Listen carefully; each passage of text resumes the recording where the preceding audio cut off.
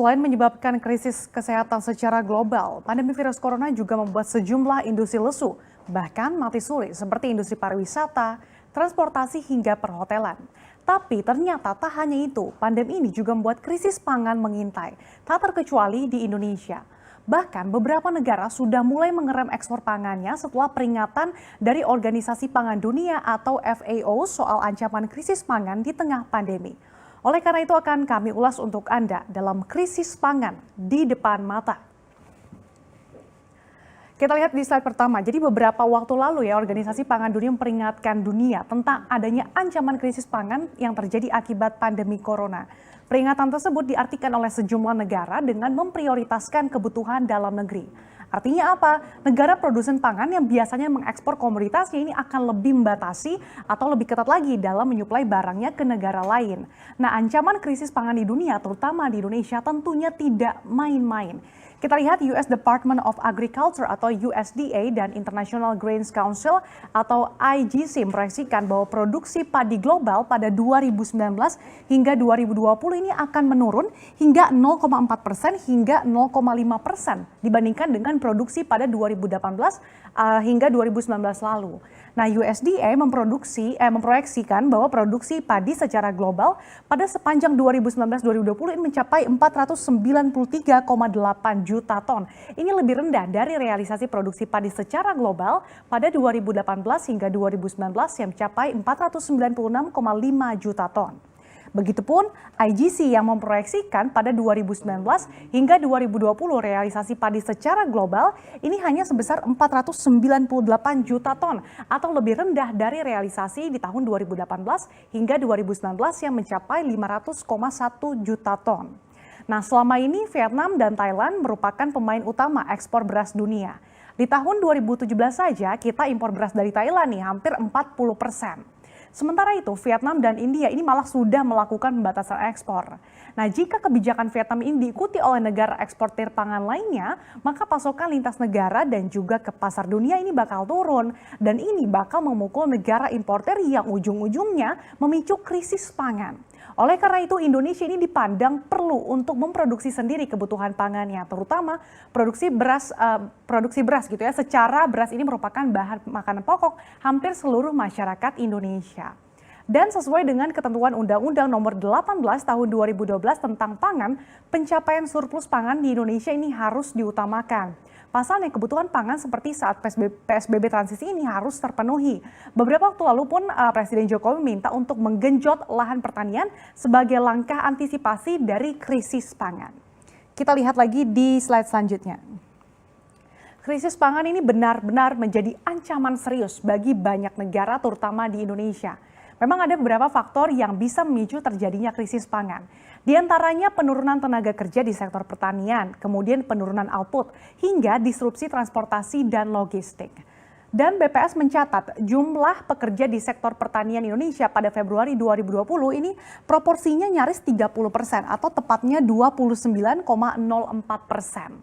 Kemudian menurut Center for Indonesian Policy Studies atau CIPS, akibat pandemi COVID-19, jumlah tenaga kerja di sektor pertanian Indonesia diperkirakan ini akan mengalami kontraksi hingga 4,87% pada tahun ini. Jadi bisa dibayangkan nggak sih kalau jumlah pekerja yang sangat tergantung pada periode musiman ini harus terkontraksi. Apalagi kalau kita lihat dari segi jumlahnya gitu ya, tenaga kerja di sektor pertanian dalam negeri ini menyumbang angka yang paling besar dibandingkan dengan sektor-sektor lainnya. Dan dampaknya akan luar biasa tentunya dong ketika jumlah tenaga kerjanya ini mengalami penurunan, maka dampaknya juga akan dirasakan dari sisi output atau produksinya ini malah jadi menurun. CIPS juga memproyeksi bahwa suplai agrikultur domestik ini juga akan terkontraksi hingga 6,2% di tahun ini. Selain itu, turunnya angka tenaga kerja di sektor pertanian ini juga bisa berimbas pada pendapatan masyarakat Indonesia yang ikut terganggu. Kemudian daya beli masyarakat pun nanti akan tergerus. Di slide selanjutnya lagi kita akan lihat. Jadi impor bahan makanan ini memang selalu menjadi momok yang tidak terelakkan. Dan kita tidak bisa menutup mata ya bahwa memang Indonesia ini belum bisa untuk memenuhi sendiri kebutuhan pangannya. Beberapa komoditas pangan strategis Indonesia ini masih bergantung pada impor. Namun yang menjadi permasalahan nih, negara eksportir produk agrikultur ke Indonesia adalah China. di mana China ini kan awal virus corona menyebar. Nah, Indonesia mengimpor komoditas pangan strategis berupa bawang putih dari China. Kita lihat nih nilai impor pangan atau nilai impor agrikultur Indonesia dari China mencapai 1,9 miliar dolar Amerika Serikat pada tahun 2018. Dan China ini menjadi negara eksportir produk agrikultur terbesar keempat ke Indonesia gitu ya. Dari total 1,9 miliar dolar Amerika Serikat ini, impor produk pertanian Indonesia dari China, impor bawang putih Indonesia ini nilainya cukup besar, yaitu 493,8 juta dolar atau lebih dari 22% dari kebutuhan konsumsi. Adapun rata-rata konsumsi bawang putih Indonesia per tahunnya ini mencapai 500 ribu ton. Dan laporan World Food Program atau WFP menyebutkan bahwa pada tahun 2018 dan di 2019 impor bawang putih Indonesia dari China proporsinya ini bahkan mencapai 99,6% dan 100%. Dan saat virus corona merebak di China, lockdown diterapkan. Kemudian ini membuat rantai pasokan mengalami gangguan. Ketika rantai pasokan China terganggu, maka dampak ini juga terasa ke Indonesia dong. Selain rantai pasokan yang terdisrupsi, ini masalah keamanan produk bawang putih asal China ini juga sempat jadi isu yang menjadi perhatian banyak pihak gitu ya. Gara-gara impor bawang putih terhambat, stok bawang putih di pasaran pun ini menjadi menipis. Dan harga bawang putih melejit dan berkontribusi besar terhadap inflasi pada beberapa bulan yang lalu. Isu penurunan suplai juga dialami oleh komoditas bawang merah. Kali ini penyebabnya bukan hanya wabah, tetapi juga faktor musiman. Banjir yang merendam di kawasan pertanian bawang merah di Brebes awal tahun ini membuat produksi menurun dan stok mengalami penipisan. Jadinya harganya naik tinggi. Nah, di samping itu masih carut-marutnya tata niaga dalam negeri ini juga menjadi faktor yang harus diwaspadai betul karena dapat mempengaruhi atau memperparah kondisi jika krisis pangan betul-betul terjadi. Saya minta kepada para gubernur, bupati, dan wali kota agar hati-hati. Sekali lagi, hati-hati. Peringatan hati-hati yang terucap dari mulut Presiden Jokowi bukan tanpa sebab. Pasalnya Organisasi Pangan dan Agrikultur alias FAO telah memperingatkan bahwa pandemi COVID-19 bisa menimbulkan krisis pangan. What we conclude on the side of the production of the supply is that we have enough food today. Food is available today. The problem really in this phase is access to food. So people won't have access to food because they are losing their jobs, because they don't have the income. Developing countries will be facing significant challenges because of recession in the world. And therefore that is what explains why undernourishment could increase to 132 million and poverty, extreme poverty is increasing that. Then basically we're losing 10 years of improvements in poverty reduction because of COVID-19. Dan ini bukanlah isapan jempol belaka. Pernyataan senada juga diungkapkan oleh US Department of Agriculture atau USDA dan International Grain Council atau IGC yang memproyeksikan bahwa produksi padi global pada 2019 hingga 2020 menurun 0,4% sampai 0,5% dibandingkan tahun sebelumnya. Meski secara persentase angka ini terlihat kecil, namun perlu diingat bahwa dengan rekor jumlah penduduk nomor 4 terbesar di dunia dan menggunakan nasi sebagai makanan pokok, Indonesia tidak memegang status sebagai pemain ekspor beras utama global. Hal ini patut disayangkan, mengingat sektor pertanian sebenarnya berkontribusi hampir 30% bagi penyerapan tenaga kerja tanah air.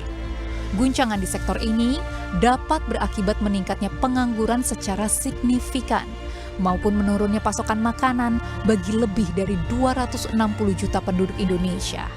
Nah, celakanya, menurut Center for Indonesian Policy Studies, pandemi COVID-19 menyebabkan jumlah tenaga kerja di sektor pertanian Indonesia terkontraksi 4,87% tahun ini. Dan sebagai efek dominonya, lembaga ini memperkirakan suplai agrikultur domestik akan merosot hingga 6,2% sepanjang tahun 2020. Saat pandemi merajalela di periode kuartal 2 2020, Presiden Jokowi pun sudah memperingatkan bahwa sejumlah wilayah pasokan pangannya terancam. Mulai dari pasokan beras hingga bawang putih. Ini akan menjadi kasus serius, terutama bagi sejumlah produk pangan yang masih bergantung pada impor. Nah, ini sebabnya pemerintah pun berupaya untuk mencari sejumlah makanan substitusi seperti tepung sagu dan tapioka. Karena kita buktikan bahwa tepung sagu ini bisa dibuat mie, bisa dibuat beras, bisa dibuat bahan dasar kue dan yang lain-lainnya.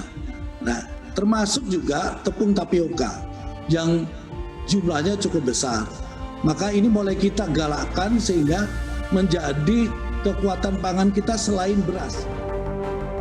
Food estate pun menjadi proyek strategis nasional. Pemerintah menyiapkan lahan dengan luas tak kurang dari 164.000 hektar di Kalimantan Tengah untuk mensukseskan proyek ini. Dana yang dikucurkan pun juga tak kecil, diperkirakan mencapai 68 triliun rupiah. Selain menjaga stok pangan, pemerintah juga punya beban untuk menjaga daya beli masyarakat terhadap produk pangan. Semua bagaikan lingkaran kebutuhan yang tak boleh putus. Saat masyarakat sektor pertanian terkapar karena pandemi corona, maka jumlah stok pangan yang akan beredar di masa mendatang pun terancam. Skema perlindungan sosial triliunan rupiah berwujud bantuan tunai pun dikucurkan, mulai dari untuk keluarga, pegawai bergaji rendah, UMKM hingga korban PHK. Mampukah semua strategi pemerintah menangkal ramalan krisis pangan yang telah menggema? Kita tunggu saja. Tim Liputan CNBC Indonesia.